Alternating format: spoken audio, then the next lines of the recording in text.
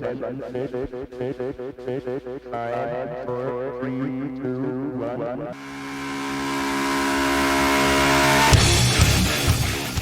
I pity those who missed out on being in high school when Slipknot exploded on the scene. I mean, most of the new fans now would only know Slipknot for being the band that keeps on firing their members. But back in the day, it was phenomenal how quickly this band rose to prominence and how everyone, not just the metalheads, even people who knew of the band enjoyed some of their music. But after all, let's face it, this music wasn't really built for the masses. However, at this point in history, there was a genre making it big in the music scene. So for this episode of Retro Reviews, we take a look at the 20th anniversary of Volume 3 by Slipknot.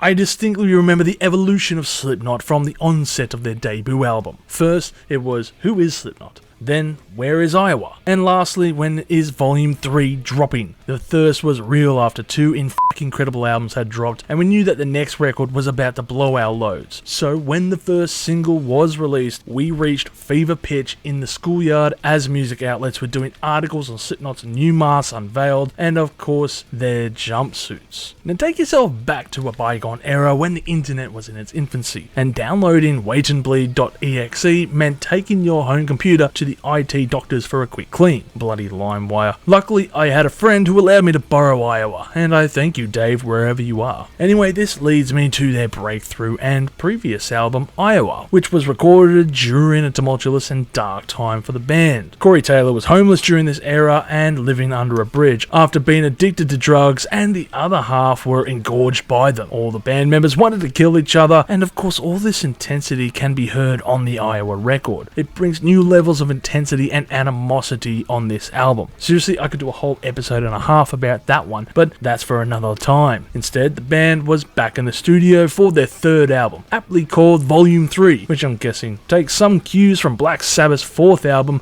Volume 4, except this wasn't recorded in your regular studio. Instead, the band were brought to The Mansion, which is Rick Rubin's property, to record this effort. And, well, there are a lot of stories about these recordings, but before we do, let's talk for a quick minute about Rick Rubin. On the previous two albums, the band had Ross Robinson as the producer, and he did a great job. He was also involved with Volume 3 to a varying degree, but Rick Rubin was the overall producer for the record. But the band was proving themselves now as top tier acts, so it was time to have that big producer assist them on here. In steps Rick Rubin for his first and last record with the band, and for those who live under a rock and don't know who the hell he is, all you need to know is...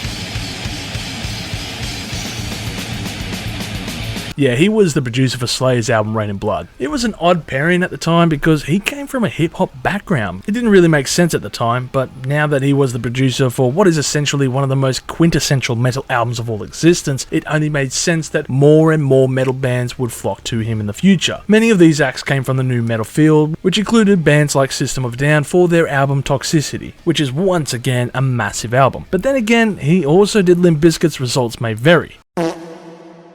And I guess that isn't all his fault, but still is to a degree. Anyway, Slipknot would be his 10,000th record to work on, but it was a very tumultuous time again for the band. In similar vein to Iowa, the band began very much on the back foot, with no one having any material prepared when going in to record the record, and many of the band members not even talking to each other. The hate again was still present, and of course the resent filled the mansion. Corey would act like a diva, drinking all the time, and that was due to a breakup he had at the time, and he was expecting the band to come good despite not having laid down any vocals of decent quality in his own words. And when Joey arrived in a pumped up mood, ready to write music, he became very despondent once he found out just how the scene was. Gray was also trying his best to overcome his addiction while repairing other band members' bridges to get some groundwork done, and to him, it felt like his family was just breaking apart at the seams. But it would take the help of Sean to get everyone on the same page. Corey was about to quit the band due to his performances on this record, and had even bought a plane ticket in preparation to tell the others he was going to back out. But Sean intervened and talked him down from this scenario. He wasn't the only one in this rut, but eventually the group started to turn around and put their hang-ups aside to pour their passion into this record. As for The Mansion,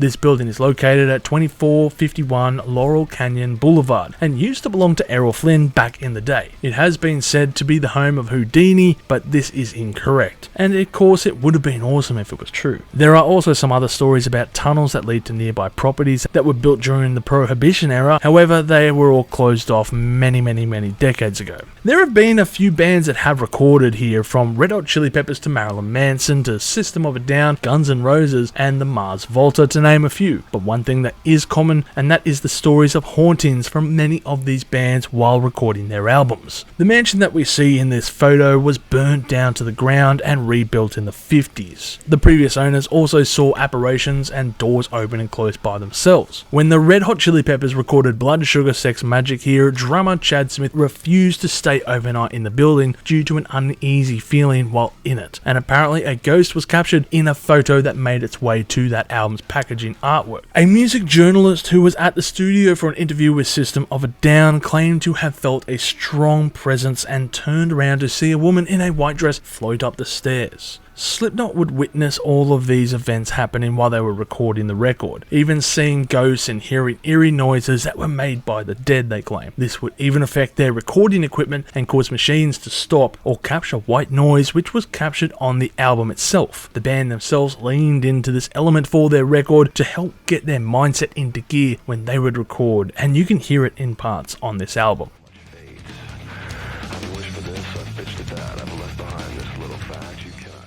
This album produced a shitload of singles. In fact, there were a total of 6 singles from this album, which only had 14 songs. Well, technically 13, because the first track is an intro piece. That's almost half the bloody album though. Technically, one was a live release, but hey, let's not go into the technicalities.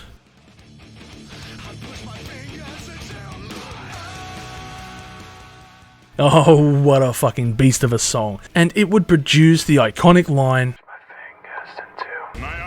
"Who would have guessed this song started because of a headache?" And no, that wasn't a metaphor. I meant that literally. Corey Taylor expressed how he had headaches so bad that it made him press his fingers into his eyes to relieve the pain. A bit of an odd way to come up with a song, but I guess when creativity strikes, huh? Duality was the first single from the album, and we know Slipknot were back, baby. Woo! Corey Taylor for president. It was also released with a video clip recorded in some house in Iowa that is fairly run down, so it looks like your regular Iowa dwelling. The clip shows fans smashing windows and surrounding the band during a performance, which seems to mirror System of a Down's clip for Chop Suey. I'm sure that this is a lot of fans' favourite song by the band, but it is also Corey Taylor's favourite song that he has ever recorded, because in his own words, it's a great amalgam of everything that Slipknot does.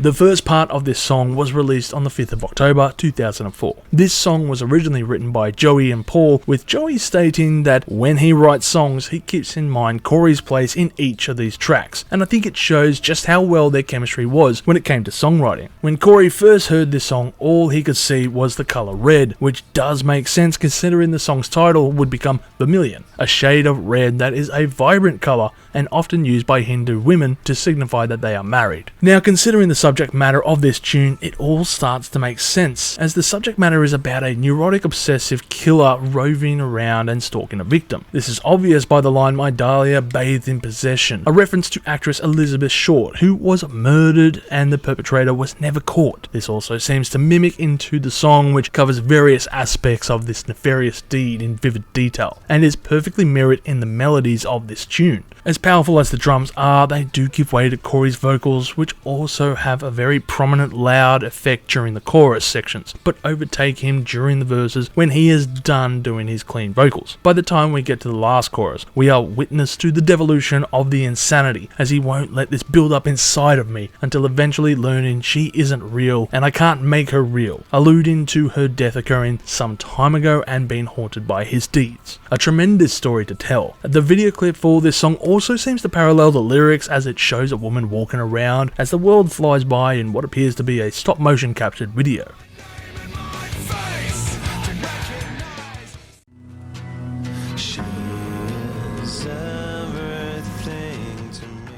The fact that Slipknot busted out the acoustic guitars beggars belief that evolution within this band can be done. If you asked fans of the band 2 years ago if they ever thought this was possible, then the answer would have been a conclusive no, and yet it somehow still works on here. There is this strange sense of melody overhanging the haunting acoustic tracking, while singing the lyrics from the part 1 with slightly altered context. I'm certainly glad they allowed a few songs gap between part 1 and part 2 as well, as while this song is not a reprise, it would have been suited to play straight after the original. Corey's vocals are on point here, and when I first listened to the song, I was always reminded of Stone Sour when the tune plays out. The song isn't a long piece and lasts only about 4 minutes, which is perfect considering the following track, but there was also a video clip for this song as well. Now, I'm looking at this video here and I'm sure I've put it in the background, and I gotta say, this feels a bit like some kind of fan artwork because it's, I don't know, the production quality, it just doesn't feel right. It doesn't really mimic the quality of the other video clips such as Duality, but I digress. However, it gets to a point and it's round about here that I go, oh, that's haunting. Yeah, now that feels like Slipknot.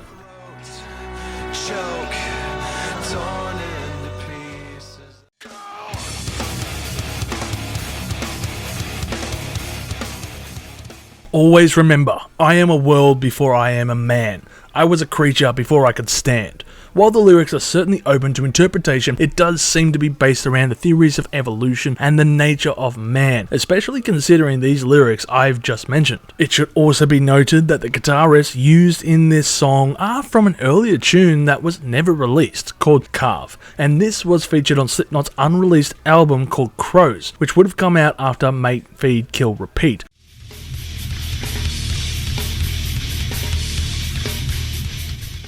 This is one hell of a powerful riff that just makes you want to get in that pit. It's basic, but it does get the job done, and that's the main bloody point. At its heart, it's simple yet an effective beast of a song that, when unleashed, will cause terror, except for that breakdown, which is the perfect reprise for this song and helps build it back up again. The video clip for this one is also very peculiar, as it features the band out of masks, which was uncommon for this time. However, every single clip was out of focus or in a hyper close-up, which meant that you could not see their face properly. This had never been done before, and it was a massive deal. Now, before I forget, I have to mention as well that the Morse code at the outro, it spells out, of course, none other than Slipknot.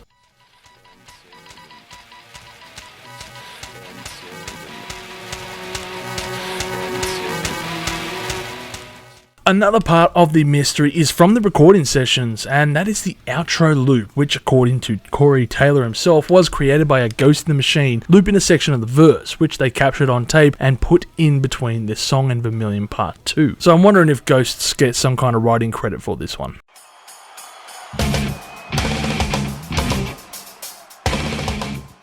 One thing that surprises me amongst this record is this one song. Yes, Slipknot was going down a more melodic path, and I'm all for that, but The Nameless was just a callback to their debut record, with its raw and passionate vocals quickly being spat out by Corey with a frantic drum beat behind him. If this song was on their debut album, it would not surprise me, except for the acoustic breakdown, of course, because it just feels like Slipknot otherwise. I like the idea of this song being released as a live single because this tune perfectly encapsulates a live song, and after all, it was only inevitable that the band would drop a live recording after all these albums that were massively successful, and of course they did so in the following year with 9.0 Live, a massive record for the time, the first of Slipknot's live recordings, and one I remember that a lot of people own. The weird breakdown with percussions is an amazing flair to help build this song up again for the last chorus, but for the subject matter, you have to wonder how this song would be perceived in this day and age. Now, I've always perceived music as a way to escape into a different realm, and Slipknot is certainly no stranger to this moniker, but sometimes people take music too literally. I feel if this song came out today, it would be getting a lot of flack and ire towards the band, but they have been no strangers to this treatment over their careers, and if anything, the song would be propelled by such criticisms as it usually brings free publicity to the band. The Nameless is one hell of a song, and that's what matters.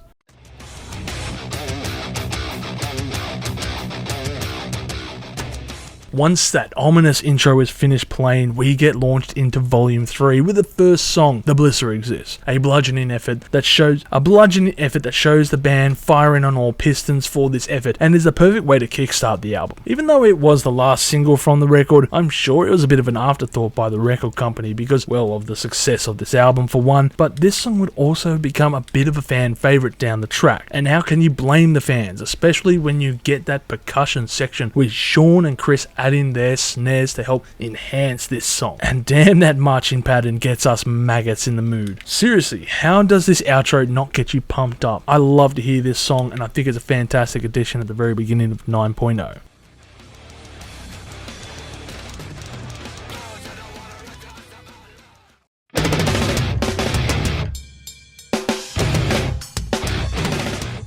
When it comes to deep cuts, there is a lot to cover, so launching into this one, starting with a soccer reference and the song, of course, 3-0. The namesake for this song literally means a massive defeat, because in the game of soccer, a 3-0 loss is a wide margin. But this instead has to be turned around because it shows that the band are the winners here on their third release, and are up 3 amazing albums to no bad ones. And if this review was done about 4 years ago, I'd say Slipknot were a band that had no bad albums to date.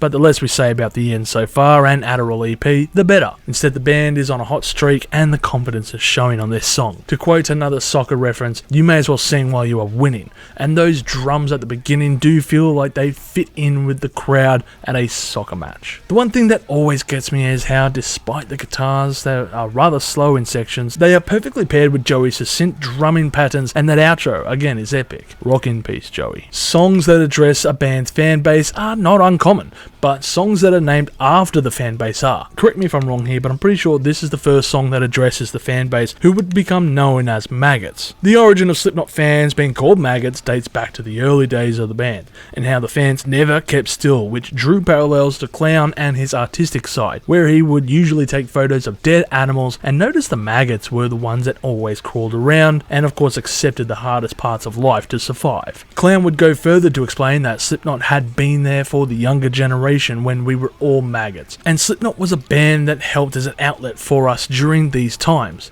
Eventually, over time, we have become flies with wings and gone on to do our own things, such as find work or even lay some of our own eggs and have little mini maggots of our own. And while Slipknot may be at our forefront anymore, when the call is heard, we will answer it. There is also another story about the term maggots and the fan base, which relates to the dead crow, and that is a really weird story. So the way this one goes down is basically a dead crow appeared on Clown's driveway, and of course in his infinite wisdom, he decided to just cram this creature into a jar, and the band would leave it around the studio during the recording sessions for Iowa, opening the jar from time to time to inhale this scent of death and allow them to write music. Eventually this jar made its way onto the tour, where the band members would again inhale this jar before going on stage. However, because of decomposition, it started to turn into a brown liquid and would cause the members to gag and even vomit on the stage. Eventually the fans found out about this jar, and it was brought out during a show and then given to the crowd, who passed it around and ended up breaking it before throwing the decomposing creature between fans. The story also continues that fans even ate parts of this animal, and I'm sure if you have a degree in biology, you know how dangerous that shit is. Hell, even if you don't have a degree, you know that's dumb as fuck. This could be one of the other reasons why the fans became maggots as well, but I think Clown surmised it perfectly in his description, and Pulse of the Maggots is our war cry.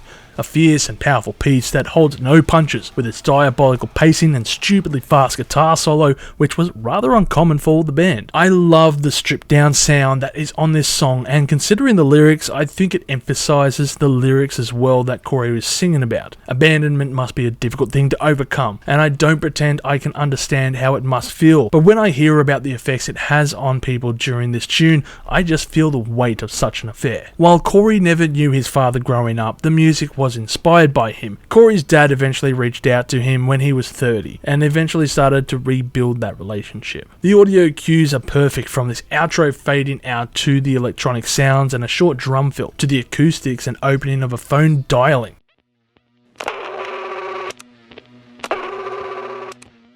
And yes, young ones, this was the sound of a rotary dial corded landline, which of course made these noises when you entered the numbers. Yeah, that is history right there, but it is a true melody maker in this tune. According to the play count on Spotify, Welcome is the second lowest played song off the album after The Virus of Life, and I've no idea why. It's such a great tune with true aggression, but maybe it's because of the lyrics, which seem to be a bit of an amalgamation of the band members' experiences, just converged and cramped into this song, and it's a bit too short as well, I think. I still love this piece, and maybe that's because I feel like it is the heaviest song on the album. Fun fact, this song has never been performed live. Actually, quite a few songs from this album have never been performed live. Comment below if you know which ones they are.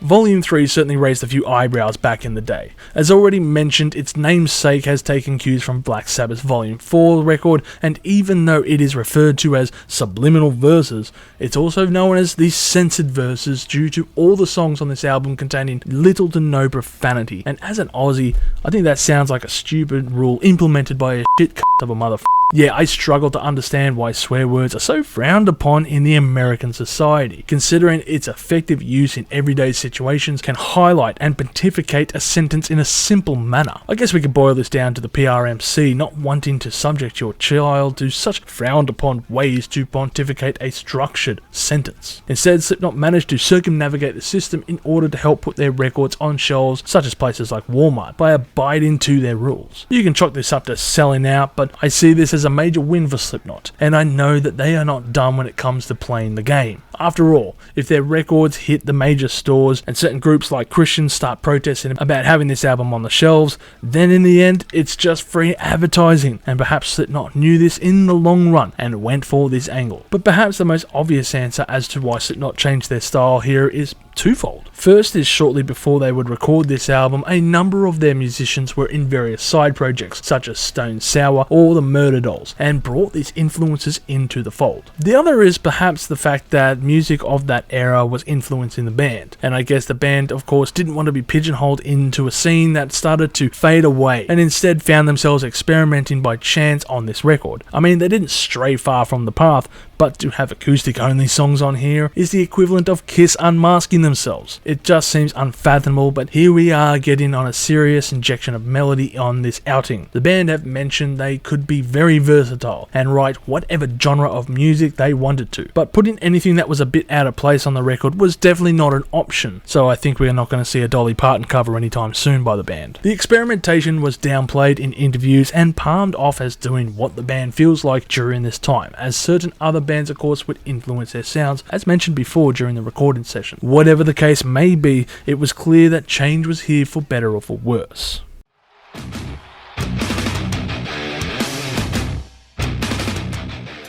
I don't think you need me to tell you that this album has received mostly positive scores, but I'll do that bit anyway. AllMusic gave the record a score of 4 out of 5, Blender gave it a score of 3 out of 5, Entertainment Weekly gave it an A-, NME gave it an 8 out of 10, The Observer gave it a 4 out of 5, Play Louder would give a score of 4 out of 5, Q gave a score of 3.5 out of 5, Rolling Stone magazine gave it a score of 3 out of 5. A misstep by them, and a common occurrence in my opinion if you look back at their track record. Spin gave it a B, and Sputnik Music gave it a 4 out of 5. Over at RachelMusic.com, the album sits at a score of 3.23 out of 5 from over 9,000 reviews. It's over 9,000!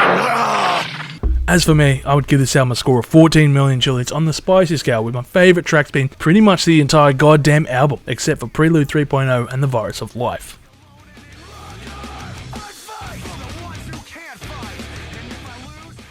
Now, I don't need any kind of excuse to go back and listen to Slipknot, but this review did give me one. It was a shitload of fun to go back in the band's history and check out their first 4 albums, because this was my youth right here. Slipknot is a band that I hold close and dearly, and that's because they were a band that were rising to prominence when I was still a young impressionable kid in high school, and that's the type of music that stays with you for life. All these up and coming new bands, they were our bands. They weren't the music that your older siblings or parents were listening to. That was the music they just didn't want to hear. And when you're a teenager full of angst and trying to rebel, you want something of your own. And this new metal scene was just that. While this album saw the band shifting away from their classic real heavy new metal sound, it was a record that saw the band grow up to a degree. And it was a perfect balance of evolution needed at this time in their career. It didn't stray too far away from their original sound that they were unrecognizable, but they did allow for enough changes on this album to make this record stand out after the dominance that Iowa saw. It's one of those rare occurrences where the album does not contain any songs that I would skip in a playthrough. Instead, it is a near perfect record from start to finish, excluding the first and last tracks. And given its 14 songs on hand with a runtime of over 60 minutes, I think that is something the band can be extremely proud of. The real question is, do I think this is their best album? Well, I guess we will have to answer that on an upcoming episode of Worst to Best, which I should have to put out shortly. So thank you for tuning into this episode of Retro Reviews, and make sure to play this album loud and proud for its 20th anniversary. Oh, and as for the rest of the songs that were never performed live, they were Circle, Vermilion, Part 2, The Virus of Life, and Danger Keep Away. If you've enjoyed this content, make sure to smash that like button, subscribe to us, and stay notified for future music related content, because it keeps our manager happy at the end of the day. We are also on Discord, Instagram, Facebook, and all those other social platforms if you want to check us out. As always, people, you have a great day and stay spicy.